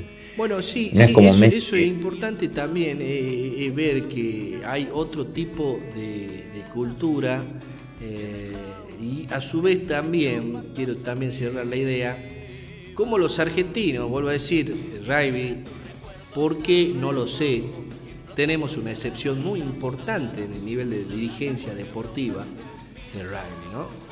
Se hacen bien las cosas y aquellos también que no sepan de rugby, quiero que importante que vean, ahora van a ver el mundial de rugby que es este año en el segundo semestre, y van a ver cómo esa selección que la van a ver ahora pelearle a Australia, Nueva Zelanda, jugar a la par, al mismo nivel, hace 20 años no pasaba, digamos. Hace 20 años nosotros los argentinos estábamos muy lejos del nivel del rugby del mundo, o del primer nivel del mundo. Bueno, ahora estamos en el mejor nivel y peleándole, jugando el 4 naciones, que antes era 3 naciones, ahora hemos jugado el Super Rugby y seguramente hemos salido ya una vez terceros en el Mundial de Rugby cuando estaba Pichot y Quesada y toda esta historia como jugadores activos. Sí. Y vos sabés que, Gabriel, trayendo la alusión, yo que soy un hombre de rugby y hace muchos años, vos sabés que todo este cambio de nivel del fútbol, del rugby argentino, se armó, y muchos no recuerdan, la historia de la dirigencia del fútbol, del rugby argentino, tuvo un neozelandés hace más de 15, 20 años, que asumió la dirigencia de los Pumas, digamos, ¿no? Y ahí es cuando los Pumas, junto con la generación que estaba acompañada por Pichot, el Yankee Martin y otros más, Gonzalo Quesada y otros, empezaron a subir el nivel del rugby, a ponerse al nivel de las primeras potencias del mundo. Y que llevó, como creíamos, como la cúspide, a ganar un tercer puesto en un mundial de rugby. Sí. Entonces, bueno, ahora esa cúspide, a su vez, con el tema del Super Rugby y de los Jaguares, tiene otra importante manifestación. No sé qué pasará en este Mundial de Rugby. Y vos lo decías, Gonzalo Quesada, vos sabés que Quesada tiene la historia que ha formado parte del fútbol americano también de Estados Unidos. Vos sabés que un tiempo se lo llevó a jugar al fútbol americano a Quesada, digamos, ¿no? Sí, él ha hecho un buen trabajo afuera y bueno, eso se lo ve reflejado y es saber incorporar qué cosas son de las de afuera o de la metodología de trabajo, de las formas con las que se trabaja en el mundo, qué cosas se pueden aplicar a lo local, digamos, que es el error también de que todo lo de afuera y embelesado con todo lo de afuera, no todas las recetas internacionales funcionan y hay que ver qué cosas se aplican o no, y Quesada creo que encontró como el equilibrio en eso y se nota, digo. Y vos fíjate, Gabriel, pocos saben también que esta generación que en 4 años llegó a la final del Super Rugby, está conformada por una generación que ha sido acompañada por, vuelvo a decir, también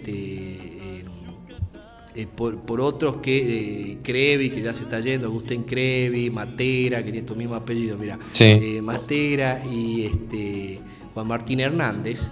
Ha sido acompañada, Juan Martín Hernández ya con experiencia de haber jugado en el Stade de France, también Matera, que ha jugado en Francia en los mejores niveles, qué sé yo. Han acompañado a lo que ahora está jugando el Super Rugby, llegó a la semifinal, que son una generación de jóvenes que han sabido estar con 25 años, decían el otro día como una reflexión, al nivel del mejor rugby del mundo, acompañada, sí, por los referentes del rugby que hicieron su currículum, su experiencia en el mundo, como Quesada, Juan Martín Hernández, Crevi y otros más. Pero yo creo que han sabido, Urcade, que también ha sido el director clínico que estuvo antes de Quesada, en los Pumas y estuvo también en los Jaguares.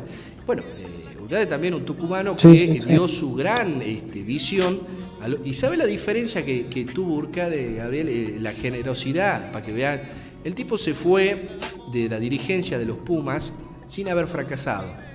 Entonces él dijo, creo que llegó un ciclo, que el equipo ya llegó a un techo conmigo y tengo que irme, digamos. Y se pensaba que el rugby argentino iba a bajar. Llegó Gonzalo Quesada y evidentemente las cosas siguieron para adelante. Y sabés que lo llamativo también del rugby, lo veía, viste, el rugby tiene también una gran experiencia en estos video rey que está usando el fútbol recién ahora, digamos, que se usa hace muchos años. Bueno, el rugby hace mucho lo usa y el rugby sabe que el video rey se pide inmediatamente del famoso jugada en cuestión conflictiva, ¿no? Como han hecho en el fútbol, en el partido de la Argentina, que han ido después de los 5 o 10 minutos, pide el video rey y decía, no, si había penal, bueno, vamos al penal de nuevo, de 10 minutos atrás. Una ridícula, como te digo. Pero a su vez quiero cerrar la idea, González Quesada, vos lo ves y está solo arriba hablando por auricular a los jugadores que están abajo, ¿no? Solo. ¿Entendés? Sí. Eso es un fenómeno llamativo, ¿no? Por lo menos una reflexión. Y en cambio en el fútbol tenemos más de ayudante campo, titula el director, el ayudante campo, el masajista, el no sé qué historia más, toda una batería, que esa batería al final de cuentas no tiene rendimiento, ¿no? Y sueldos de oro, por supuesto. Algún día publicarán cuánto cobran los jugadores de la selección argentina de fútbol por jugar los partidos de fútbol, no sé. Quiero que lo publiquen, desafío de Chipitapa, no sé a quién, que publiquen cuánto cobran por jugar los partidos de la selección argentina y cuánto cobran por jugar el Mundial, ¿no?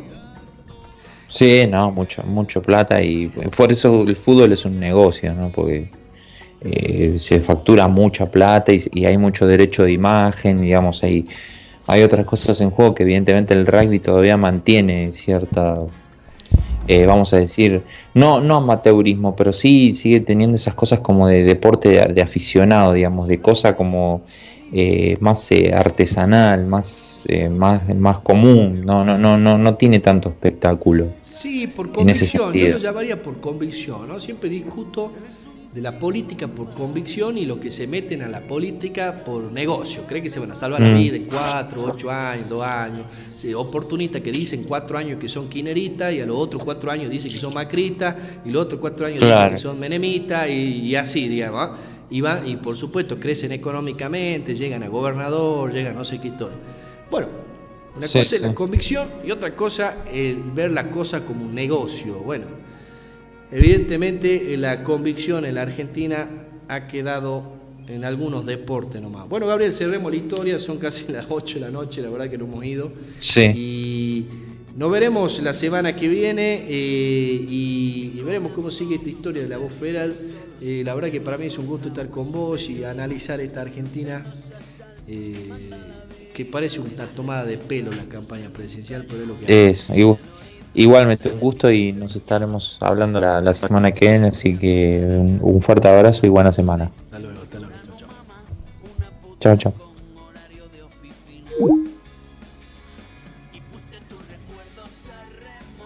Bueno amigos, cerramos la historia, ha sido un gusto para mí estar con ustedes analizando esta Argentina que nos toca tener, nos vemos la semana que viene, si sigo acá, si no me he muerto.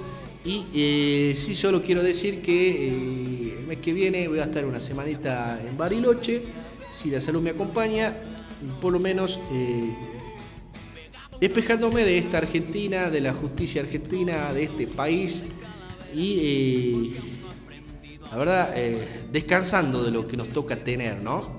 Es lo que hay y tenemos que hablar con lo que hay. Entonces, bueno, nos vemos la semana que viene. Hasta luego. Ha sido un gusto para mí estar con ustedes. Una puta con horario de oficina. Y puse tus recuerdos a remojo y flotan porque el agua está salada. Salada porque brota.